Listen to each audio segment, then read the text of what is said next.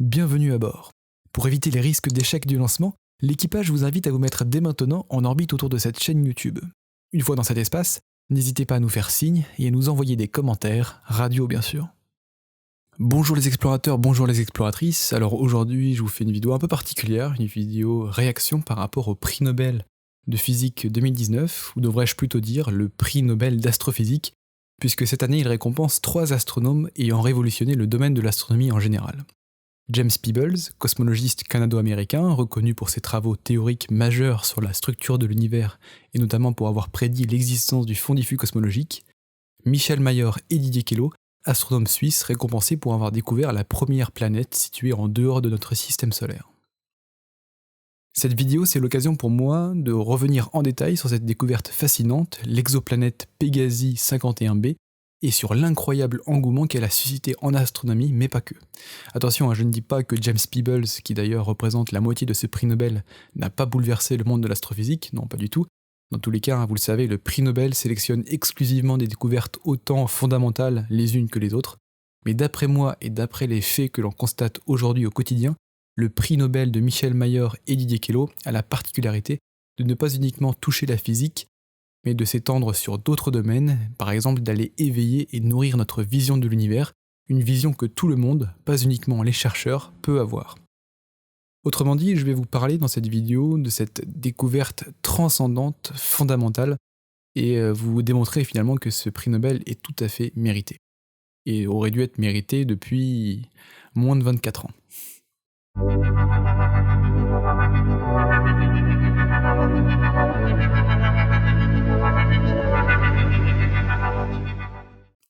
Au-delà de toutes les avancées majeures dans le domaine optique et de cette motivation consensuelle de la communauté astrophysique mondiale qui, comme nous allons l'expliquer plus tard dans cette vidéo, sont les conséquences de cette découverte absolument très encourageante réalisée par Michel Mayor et Didier Queloz en 1995, eh bien au-delà de tout ça, si notre société actuelle s'intéresse autant au sujet des exoplanètes, c'est grâce à ce prix Nobel.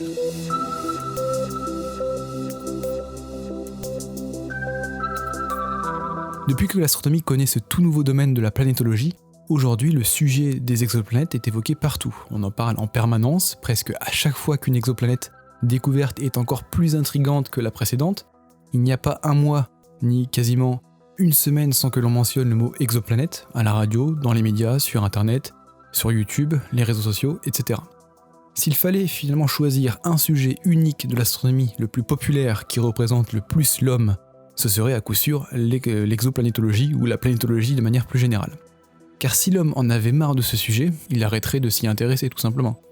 Sauf que nous avons cette capacité de questionnement et de réflexion qui depuis toujours nous motive à exister.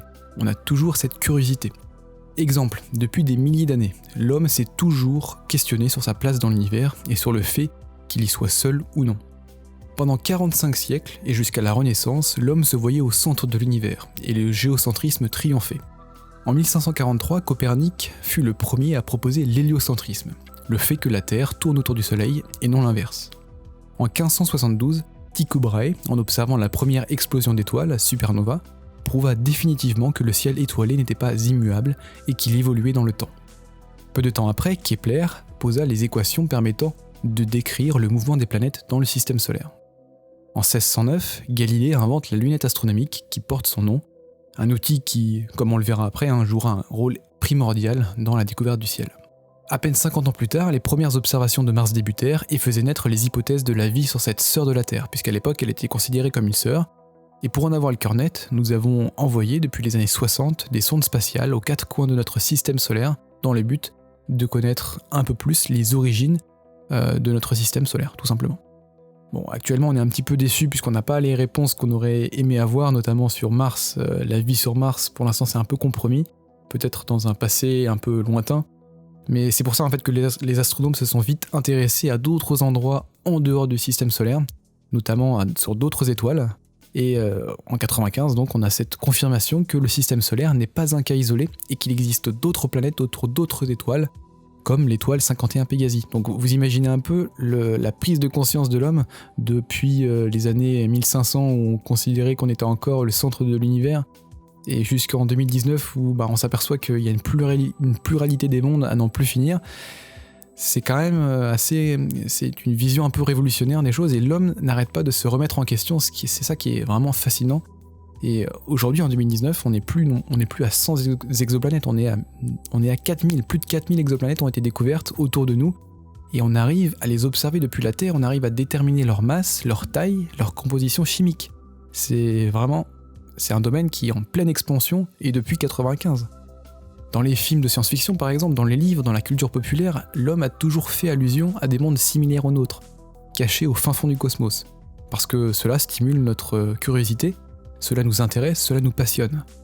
Et c'est ce genre de questions que nous nous posons tous au moins une fois dans notre vie, et qui fait que nous sommes bien des êtres humains, et qui peut parfois faire naître des vocations, parce que l'astronomie fait partie des sciences qui peuvent tenter de donner des réponses à ces questions humaines et existentielles.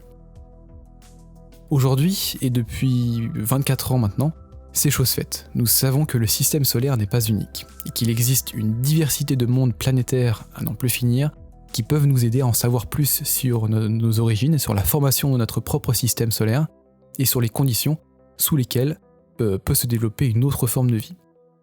Voilà ce qui anime l'homme depuis aussi longtemps, c'est d'en savoir plus, de comprendre ce qui l'entoure, et de se comprendre lui-même dans l'espace dans lequel il vit, aussi peu accueillant qu'il puisse paraître. Voilà la raison pour laquelle la planétologie est l'un des axes de recherche les plus logiques de l'être humain, qui découle de sa philosophie un peu complexe, toutes ces questions existentielles finalement. C'est un peu ça qui a drivé, qui a motivé l'homme à faire ses recherches scientifiques, et finalement ces questions-là, elles sont posées, on se les pose tous, peu importe notre connaissance en sciences, ou dans n'importe quel domaine, finalement ce sont des questions communes. Alors bien évidemment, la découverte de la première exoplanète en 95 par Michel Mayor et Didier Queloz, elle ouvre un tout nouveau chapitre d'une histoire qui est tout à fait réelle que celle de la chasse au monde, similaire au nôtre. Et ça conforte l'idée que l'homme n'est a priori pas seul dans l'univers. C'est bien ça en fait, la source de motivation, c'est de voir qu'on n'est pas seul dans l'univers. Ça c'est fascinant, c'est excitant pour l'homme. Maintenant, on s'en doute bien, cette découverte n'a pas uniquement révolutionné notre perception et nos croyances les plus profondes de l'univers. Elle a bouleversé et boosté, accéléré toute l'astronomie, aussi bien au niveau de la science qu'au niveau de la technologie. Pour vous expliquer tout ça, repartons de ce qui a permis de découvrir la première planète extrasolaire autour d'une étoile de type Soleil.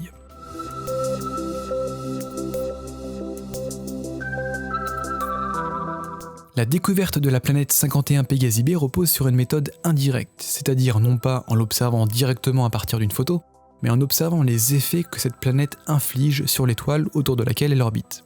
En l'occurrence, ici, c'est la méthode de vitesse radiale dont il est question. Une méthode qui ne date pas d'hier, mais de 1888, telle que l'imaginait Hermann Vogel, un illustre astronome allemand. Elle consiste à étudier le spectre d'une étoile et d'en déduire son décalage vers le bleu si l'étoile en question se dirige vers nous, ou son décalage vers le rouge, au contraire, si l'étoile s'éloigne de nous.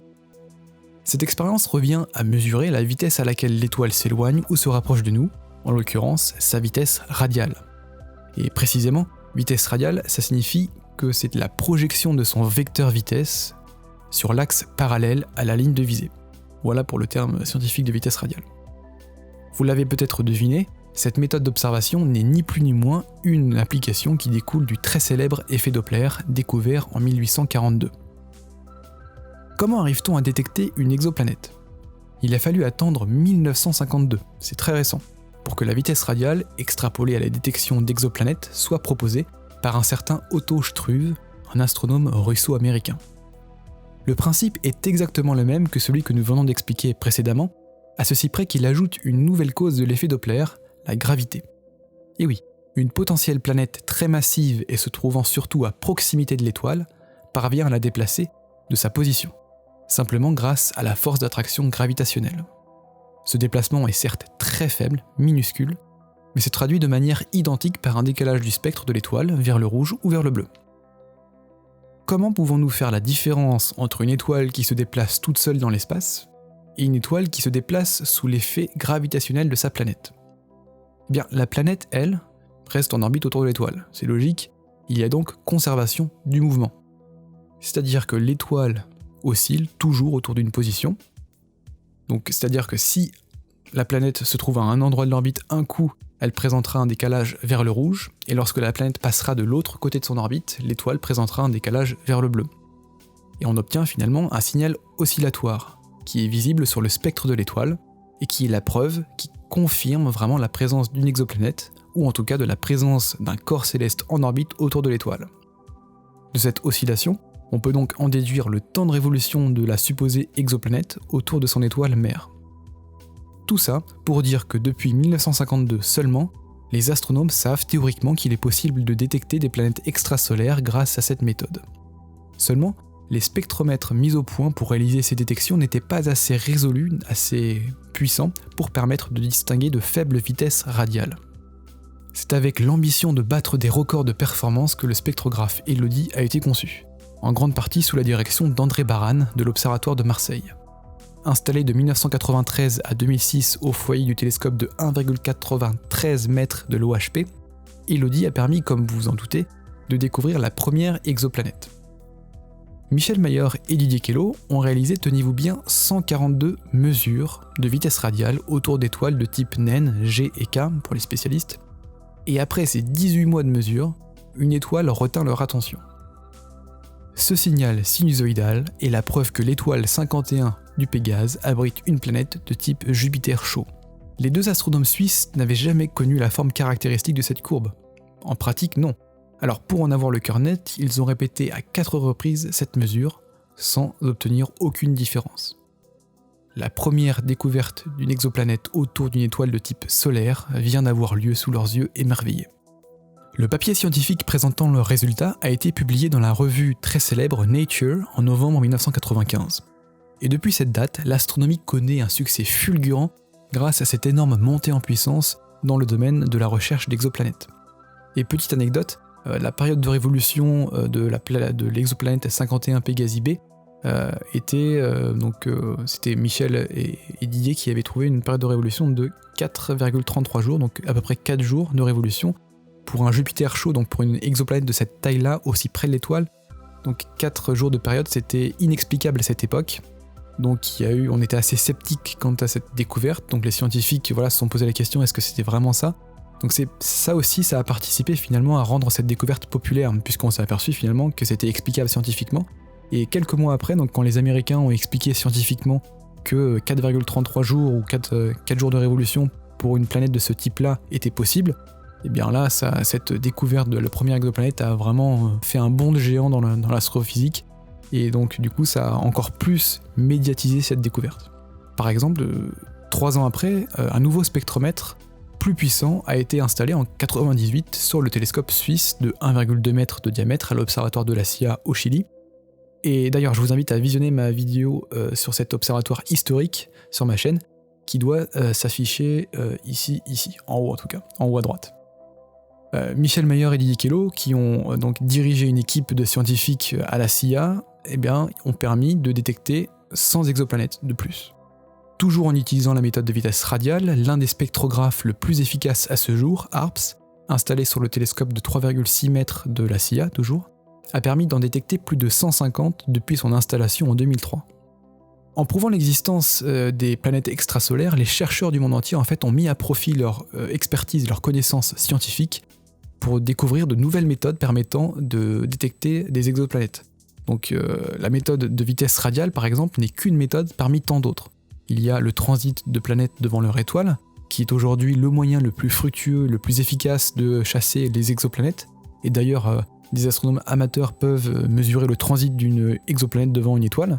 Ça, c'est accessible au niveau amateur et c'est assez fascinant et ça participe finalement à faire une collaboration, à créer une collaboration entre les amateurs et les professionnels et je vous invite vraiment, si vous êtes passionné par le domaine, à faire ça. C'est vraiment fou que des amateurs aujourd'hui puissent mesurer un transit. Il faut savoir que le premier transit, une petite anecdote aussi, le premier transit d'une exoplanète a été fait dans les années 2000 je crois, avec un télescope de 10 cm, fabriqué par un scientifique américain dans son garage. Donc ça montre que finalement, ces découvertes, qu'on croit que ces découvertes-là sont absolument... Enfin, on doit absolument avoir un télescope de plusieurs mètres de diamètre pour pouvoir faire ce genre de découverte, mais en fait finalement non, c'est accessible dans le domaine amateur. Et ça c'est passionnant. Donc il y a la méthode des transits, la méthode d'astrométrie, donc mesurer la position des planètes, des étoiles, et en déduire finalement qu'il y a une variation de position, donc on va en déduire la présence d'une exoplanète. Il y a aussi les lentilles gravitationnelles. Donc tout ça, ce sont des méthodes indirectes. Et il faut savoir qu'aujourd'hui, les méthodes qui subissent le plus de développement et le plus de recherche actuellement sont les méthodes directes, c'est-à-dire l'imagerie directe d'exoplanètes. Bien que ce soit la manière la plus intuitive et la manière la plus logique de découvrir un corps céleste, eh bien c'est de loin la méthode qui pose le plus de problèmes techniques. Parce qu'elle nécessite premièrement d'utiliser des télescopes de très grande qualité optique capables de résoudre un écart angulaire très faible entre l'étoile et l'exoplanète. Et deuxièmement, ça nécessite l'utilisation d'un instrument dédié placé au foyer du télescope permettant de détecter la faible lumière d'une exoplanète noyée dans celle de son étoile. C'est comme si on essayait de capturer la lueur d'une bougie à 1 mètre d'un phare maritime vu depuis une distance Paris-Marseille. Ça vous montre un petit peu les challenges technologiques qui sont mis en place dans l'imagerie directe d'exoplanètes. On peut dire que l'imagerie directe vise à surmonter 2 obstacles, la haute résolution angulaire et la haute dynamique. Alors on pourrait se poser la question, quel est l'intérêt de développer cette méthode d'imagerie directe, étant donné qu'il y a beaucoup de problèmes techniques qui se posent? Eh bien finalement, l'intérêt de l'imagerie directe, c'est que ça permet de faire des mesures scientifiques très approfondies sur les planètes extrasolaires. Puisque récolter directement la lumière d'une planète permet non seulement de faire une image, mais surtout à partir de cette image, on peut mesurer son flux lumineux, obtenir son spectre, et qui permet de caractériser la composition chimique de l'atmosphère, ou encore la température de sa surface. La recherche d'exoplanètes est en quelque sorte le domaine qui pousse les astronomes et ingénieurs à concevoir des instruments optiques de pointe de plus en plus complexes. L'optique adaptative, dont vous pouvez retrouver une vidéo sur ma chaîne, la coronographie, l'interférométrie, tout ça ce sont des instruments qui ont soit été mis au point pour améliorer la détection directe d'exoplanètes, ou soit ce sont des instruments qui ont été vraiment mis au point spécifiquement, exclusivement pour la planétologie. Donc c'est pour vous montrer un petit peu l'impact de ce domaine, de la planétologie, sur l'instrumentation, sur la technologie. Et d'ailleurs, aujourd'hui, des instruments de ce type-là ont déjà permis de photographier des exoplanètes, comme NACO, qui a capturé la première image d'une exoplanète en 2005, installée au VLT au Chili, l'instrument SPHERE, qui combine optique adaptative extrême et coronographie, toujours au VLT au Chili, Gravity, qui est le tout premier instrument interférométrique à avoir détecté une exoplanète, c'était en mars 2019, c'est très récent, également en VLT, et il y a aussi l'instrument GPI du télescope Gemini Sud et d'autres instruments bien sûr. Sans oublier les télescopes spatiaux, comme COROT, télescope français lancé en 2006 par le CNES, Gaia, le champion en titre Kepler et le futur champion, je pense certainement, TESS, qui eux, en fait, tous ces télescopes spatiaux détectent des exoplanètes de manière indirecte. Incontestablement, la recherche d'exoplanètes n'a jamais été aussi importante qu'aujourd'hui en astronomie, et c'est cette découverte de la première exoplanète en 1995 par Michel Mayor et Didier Queloz, aujourd'hui honorablement récompensé par ce prix Nobel de physique, qui a été le déclencheur de cette chasse planétaire. Les astronomes ont éprouvé un engouement majeur envers ce domaine passionnant de l'astronomie et réalisent aujourd'hui un progrès technique absolument monstrueux. Ce qui est encore plus spectaculaire, c'est que ces avancées ne profitent uniquement pas au domaine de des exoplanètes, parce que l'astronomie ne se résume pas uniquement à la planétologie, il y a la cosmologie, il y a l'astrophysique stellaire, etc. C'est un domaine très très vaste et très fascinant. Donc tous ces instruments mis au point dans le but de détecter des exoplanètes peuvent être utilisés pour d'autres sujets de recherche. Notamment la spectroscopie, on a fait beaucoup d'améliorations et d'innovations dans la spectroscopie haute résolution grâce notamment aux exoplanètes. La prochaine grande étape finalement dans cette science des exoplanètes et des planètes extrasolaires, c'est de pouvoir découvrir une exotère. Car c'est là en fait le but in fine de la recherche d'exoplanètes, c'est de découvrir une planète présentant des caractéristiques similaires à la nôtre, où les conditions seraient propices au développement de la vie. Ce que nous chercherons après, ça c'est encore un autre débat. Une fois qu'on aura découvert une planète semblable à la Terre et une planète qui pourrait abriter la vie, qu'est-ce qu'on pensera à ce moment-là? Ça sera quoi le prochain objectif finalement? On n'y est pas encore, c'est un autre débat. Mais c'est intéressant d'y penser. Toujours est-il que les télescopes géants en cours de construction, que ce soit au sol avec l'ELT, le TMT, le GMT, ou dans l'espace avec le James Webb Space Telescope, l'Ouvoir Abex dans un futur un peu plus lointain. Tous ces télescopes terrestres et spatiaux, ces télescopes géants, bénéficieront d'une résolution telle que la chasse aux exoplanètes connaîtra une nouvelle ère. De tels accomplissements technologiques, on l'a bien compris, n'auraient sûrement pas été aussi forts sans cette découverte de la première planète extrasolaire, Pégasi 51b, il y a 24 ans déjà.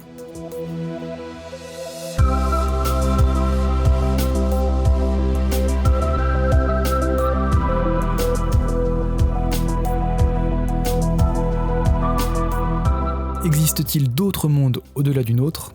La réponse est oui. Et nous l'avons vu dans cette vidéo, on l'a expliqué clairement ensemble, et on le sait depuis novembre 95, grâce à Michel Mayor, Didier Queloz, et c'est à partir de cet instant que l'homme a obtenu les réponses existentielles qui l'animent depuis toujours, et à partir de cet instant qu'il a pu satisfaire ses croyances ou confirmer ses convictions les plus profondes.